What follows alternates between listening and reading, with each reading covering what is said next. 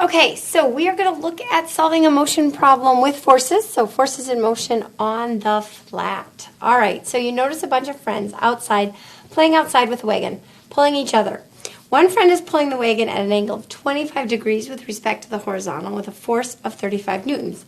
The other friend is pushing the wagon downward at an angle of 15 degrees with respect to the horizontal and a force of 20 newtons. And the friend riding the wagon is dragging his feet on the wheels, causing a horizontal force of 15 newtons. The friend riding the wagon and the wagon itself have a combined mass of 95 kilograms. We're going to neglect friction.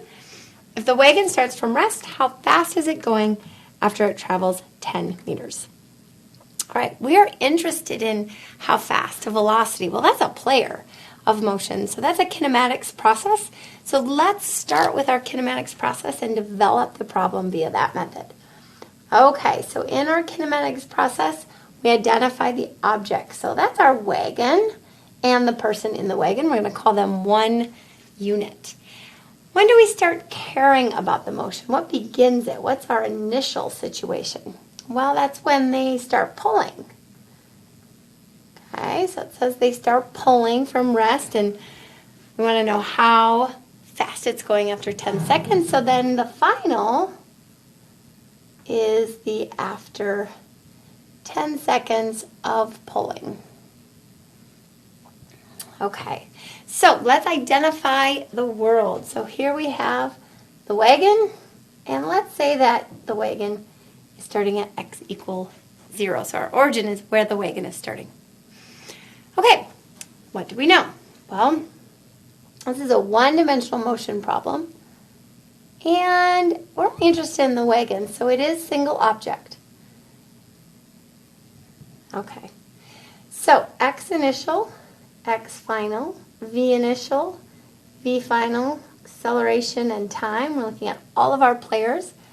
We know x initial is 0 because that's where we've set the origin at the beginning of the wagon's motion when we start pulling.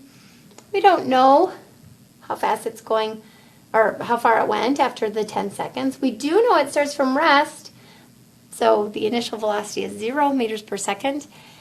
Not sure how fast it's going at the end. In fact, that's what we want to know. Not given the acceleration, but the time is 10 seconds.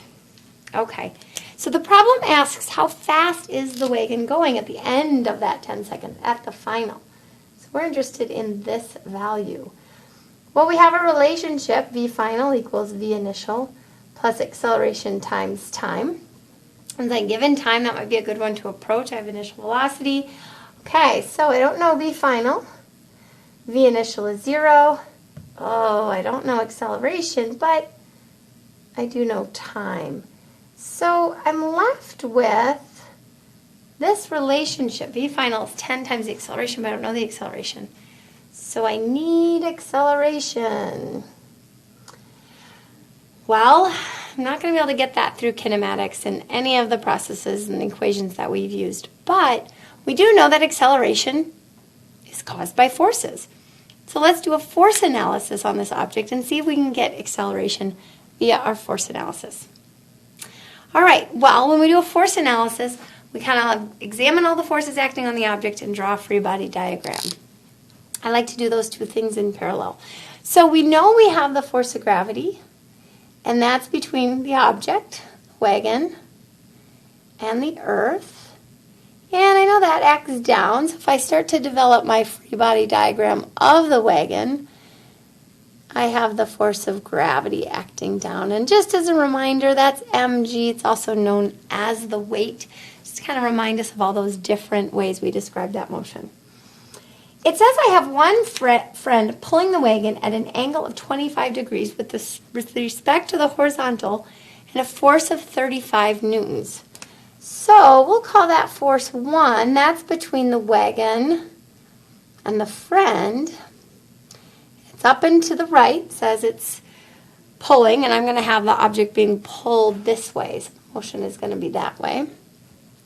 So here's my 35 Newton force, and it says it's 25 degrees with respect to the horizontal. It says another friend is pushing the wagon downward at an angle of 15 degrees with respect to the horizontal. So we'll call that force 2. That's between the wagon and my friend 2. And he's sort of pushing down like that on the wagon. So that's 20 newtons. And it was 15 degrees. Okay? It says the friend that's riding the wagon is dragging his feet, so resisting the direction of motion, causing a horizontal force of 15 newtons. So we have the wagon rider, we'll call that force 3, between the wagon and the ground, because it's his feet actually on the ground that's causing the force, that's the interaction. And it says it's perfectly horizontal at 15 newtons. And then we know that the wagon's interacting with the ground in that sort of vertical dimension. We call that the normal force. And that too is between the wagon and the ground, just because it's sitting on it. And we'll call that force N. All right, so we see all of our forces acting on the object given in the description. And because we're dealing with the kinematics process, we kind of also want to think about what direction is the acceleration, and so we can decide if we want to rotate the axis or not. Well, I never draw that on the free body diagram. I kind of draw it away from the free body diagram. We know the acceleration is in the horizontal plane based on the problem, and so my coordinate system is represented in our normal orthogonal Cartesian coordinate system is just fine. Okay, so as we continue through the process of identifying all the forces, force 1, that we'll call force 2, this is force 3, and I'm just going to remind us this is friend 1, and force 4, and force 5. So we can break our forces up into their horizontal and vertical components. So let's start with force number 1. While it's acting, we're using this orthogonal system that we always typically use, so that is, or for horizontal motion, so that does not have a horizontal component. It does have a vertical component that is in the negative direction. So I'm putting that negative in there explicitly. All right, force number 2. Now I'm using the angle of 15 degrees. That's what I've represented, so I got to be attentive to my directions. That's just an interior angle. Force number 2, well, it does have a horizontal component of 20 times the cosine of 15 degrees, and it is positive, so it's in the rightward direction, so that's a positive horizontal component. And then we have 20 times the sine of 15 degrees, but it has a negative component, so that vertical component is pointing down. Okay. Force number 3, well, it has a horizontal component, 35 times the cosine of 25. And it too is pointing to the right, so that is positive. And we have 35 cosine of 25 for our vertical component, and it too is positive. It's pointing up, that vertical component. Force 4 does not have a horizontal component. It is only vertical, and it is positive. And force number 5 is my 15 degrees. It's purely horizontal. It's pointing to the left, and there's nothing vertically. Now, we look at the sum of the forces in terms of applying Newton's second law. So in the horizontal direction, we know that the sum of the forces is equal to the mass times the acceleration in the horizontal direction. There is an acceleration in the horizontal direction. Vertically, the sum of the forces is equal to the mass times the acceleration in the vertical direction, but the object's not changing its motion up or down, so we know those sums to 0. Now we're interested in the acceleration, remember, that's what we went after. So since the acceleration is in the horizontal direction, let's start there. See if we can solve our problem without worrying about doing too much work. So we sum these up, the sum of the forces, we have 20 times the cosine of 15 plus 35 times the cosine of 25 minus 15 equals the mass times the acceleration horizontally.